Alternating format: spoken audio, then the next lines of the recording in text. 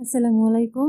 Honours চতুর্থ বর্ষ যারা পরীক্ষা শীঘ্রই শেষ করলেন তাদের জন্য রেজাল্ট নিয়ে একটা সুখবর। সেটা হচ্ছে আপনাদের খাতা মূল্যায়নের কাজ 21 দিনের মধ্যে সম্পন্ন করার নির্দেশনা দিয়েছে জাতীয় বিশ্ববিদ্যালয়।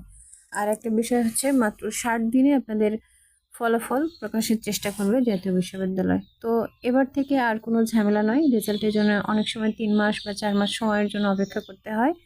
আপনাদের থেকে আর করতে হবে না। তো সবাইকে অনেক অনেক ধন্যবাদ এবং শুভকামনা। আমার পেজটি ফলো এবং চ্যানেলটি সাবস্ক্রাইব করে পাশে থাকবেন।